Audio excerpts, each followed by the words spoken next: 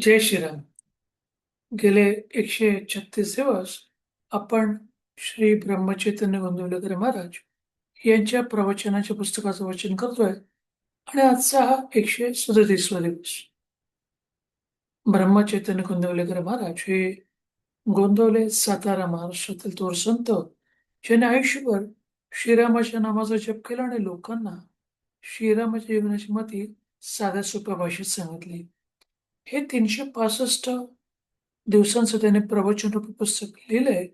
त्यात त्यांनी प्रत्येक दिवसासाठी एक प्रवचन जे वाचायला, एक पान वाचायला 3 ते 4 मिनिटं किंवा स्लो असेल तर 5-6 मिनिटं लागतील. वाचनाचा कंटाळा असेल फिजिकल पुस्तकाचा, तर ऑनलाईन त्यांच्या संकेतस्थळावरती म्हणजे वेबसाईटवरती देखील तुम्ही ते ऑनलाईन वाचू शकता फ्री ऑफ कॉस्ट. आणि फिजिकल किंवा व्हर्च्युअल वाचण्याचाही कंटाळा असेल, तर अशा प्रकारचे जे रेकॉर्डिंग आहेत, ते तुम्ही ऐकू शकता. ते फ्री ऑफ कॉस्ट. तर आजच्या या प्रवचनमध्ये आपण बघण्यापूर्वी तुम्हाला हे माहिती असेलच, की ब्रह्मचैतन्य गोंदवलेकर महाराज यांनी जे आपल्याला प्रवचनं सांगले, त्यात त्यांनी नाम म्हणजेच देव असं सगळ्या संतांनी सांगले. देव म्हणजेच नाम. म्हणजे देवाचं नामस्मरण केलं म्हणजेच देव मिळाला आणि देव मिळाला म्हणजे जसं नाव घेतल्यासारखंच आहे.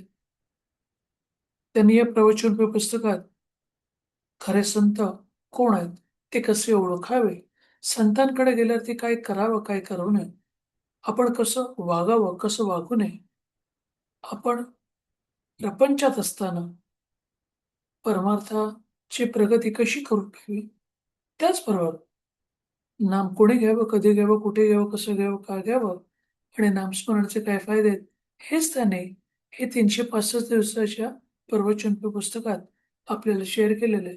आता आपण हा 137व्या दिवसाचं जे प्रवचन आहे, त्याचं वाचन करूया आणि त्याचं शीर्षक आहे, देह परमार्थाचे साधन समजावं. संतांचे कर्म तुम्हाला देहबुद्धीपासून सोडवणे हे आहे. म्हणजे आपण म्हणजे देह नव्हे, हे संत सांगतात. तुम्हाला मुलगा देणे, तुमचे दुखणे बरे करणे, म्हणजे विषय देणे हे नव्हे.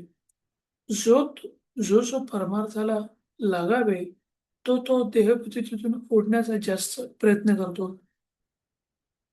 म्हणजे आपण परमार्थ मार्गामध्ये जेव्हा जाण्याचा विचार करतो किंवा त्याच्यामध्ये मार्गक्रमण करण्याचा प्रयत्न करतो, तशी-तशी आपली देहबुद्धी वाढत जाते. विद्येची बुद्धी ही देहबुद्धीला धरून आहे. ती मारून आपण शुद्ध केली पाहिजे. याकरता भगवंताच्या स्मरणासारखा म्हणजे नामस्मरणासारखा दुसरा उपाय नाही. कुत्रा हा रात्रीच्या पहाऱ्यासाठी उपयोगी पडतो. पण तो कितीही चांगला आणि उपयोग असला, तरी आपण त्याला पानात जेवायला घेऊन बसत नाही. चांगलं उदाहरण दिलेलं आहे. त्याचप्रमाणे देहाचे आतल्या खोबऱ्याच्या करता ज्याप्रमाणे करवंटी, त्याप्रमाणे देहाला परमार्थाकरता साधन मानावे. पण मनुष्य हा देहच मी आहे, असं मानून व्यवहार करतो. वास्तविक आपण देहापासून निराळे आहोत, असे पदोपदी दाखवत असतो. माझा हात, माझा पाय, माझा डोळा, माझं मन, फार काय तर जीव असेही म्हणतो. पण वागतो मात्र तो मीच आहे. म्हणजे मी तोच आहे, असं समजून. देहाशी संबंध जास्त येईल, तसेच आपण भगवंताजवळ मागतो, असे न करावे. आपल्या देहावरचे प्रेम कमी होण्याकरता दुसऱ्यावर प्रेम करायला लागावे. प्रेम बसायला आपल्याला आपल्यासारखाच देहधारी लागतो. कुत्रे रडत जरी असले, तरी आपल्याला नाही वाईट वाटत. म्हणजे जे प्राणी प्रेमी आहेत त्यांचं ते सोडून सांगतात हं.